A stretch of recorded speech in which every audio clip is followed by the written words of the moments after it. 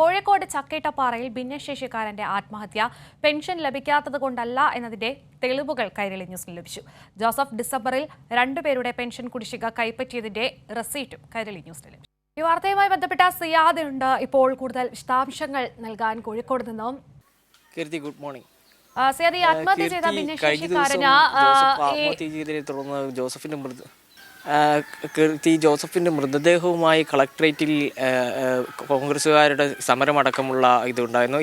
ഈ ആരോപണങ്ങളെല്ലാം അടിസ്ഥാനരഹിതമെന്ന് തെളിയിക്കുന്ന റെസീറ്റാണ് ജോസഫ് ഡിസംബറിൽ പെൻഷൻ വാങ്ങിയതിൻ്റെ റെസീറ്റാണ് കൈരളി ന്യൂസ് പുറത്തുവിട്ടത്. മകളുടേതടക്കം 3200 രൂപ ജോസഫ് കൈപ്പറ്റിയിട്ടുണ്ട്. 1600 രൂപ വീതം 2 പേരുടെ മകൾക്കടക്കമുള്ള ജോസഫിന് 2 മക്കളാണുള്ളത്. അതിൽ ഒരു മകളുടെ ഇതടക്കം 1600 രൂപയടക്കം 1600 3200 രൂപ ജോസഫ് കൈപ്പറ്റിയതിൻ്റെ റെസീറ്റാണ് വാങ്ങിയത്. ഇതുകൂടാതെ ഡിസംബറിൽ ക്രിസ്മസിനോടനുബന്ധിച്ച പെൻഷനും ജോസഫ് വാങ്ങിയിട്ടുണ്ട്. ഭിന്നശേഷിക്കാരായ വലിയ ജോസഫിൻ്റെ മകൾ മേരി മാസങ്ങളായിട്ട് കന്യാസ്ത്രീ മഠത്തിൽ അന്തേവാസിയാണ്.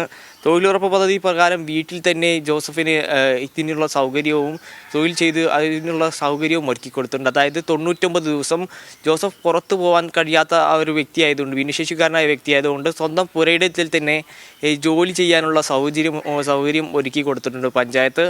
അത്തരത്തിൽ ജോസഫ് കാനറ ബാങ്കിൽ നിന്ന് 5500 രൂപയും ജോസഫ് കൈപ്പറ്റിയിട്ടുണ്ട്. പഞ്ചായത്തിൻ്റെ അഗതി പട്ടികയിൽ ഉൾപ്പെടുത്തിക്കൊണ്ടുള്ളത് കൊണ്ട് തന്നെ ജോസഫിന് ഇത് തന്നെ ഭക്ഷ്യവസ്തുക്കളും സ്ഥിരമായി എത്തിച്ച് നൽകാറുണ്ടായിരുന്നു. അതുകൊണ്ടാണ് സാമ്പത്തിക പ്രശ്നമല്ല ജോസഫിനെ ഇതിലെത്തിച്ചതെന്നുള്ള വ്യക്തമായ തെളിവുകളാണ്. ജോസഫിന് പിന്നെ മൂത്ത മകളും ജോസഫിനും പെൻഷൻ ലഭിക്കുന്നുണ്ട്. മാസങ്ങളായിട്ട് കോഴിക്കോട് കന്യാസ്ത്രീ മഠത്തിലാണ് ജോസഫ് 99 ദിവസം തന്നെ ജോലി ചെയ്തിട്ടുണ്ട്. ഇതിൻ്റെ രേഖകളൊക്കെ പെരുവണ്ണാമൊഴി പഞ്ചായത്ത് പ്രസിഡന്റ് സുനിൽ നേരത്തെ നമ്മളോട് വ്യക്തമാക്കിയിരുന്നു. ഇയാൾ പലതവണ ഇത്തരത്തിൽ ആത്മഹത്യയ്ക്ക് ശ്രമിച്ചിട്ടുണ്ട്. പട്ടയമടക്കം രേഖ കിട്ടണമെന്ന് പറഞ്ഞിട്ട്, എന്നാൽ ഇയാൾക്ക് പട്ടയം ലഭിച്ചിട്ടുണ്ട്. അർഹതപ്പെട്ട എല്ലാവർക്കും ക്ഷേമ പെൻഷൻ നൽകി വരുന്ന ഒരു നയമാണ് LDF സർക്കാർ സ്വീകരിച്ചു വരുന്നത്. ഇന്ത്യയിൽ ആദ്യമായി സാർവത്രിക പെൻഷൻ നടപ്പിലാക്കിയ സംസ്ഥാനം കേരളമാണ്. ഉമ്മൻചാണ്ടി പെൻഷനിൽ നിന്ന് നാമമാത്രമായ വർധനയാണ് വരുത്തിയത്. എന്നാൽ 600 രൂപ പ്രതിമാസ പെൻഷൻ 18 മാസം വരെ കുടിശ്ശികയാണ് ആ സർക്കാർ പുറത്തുപോയത്.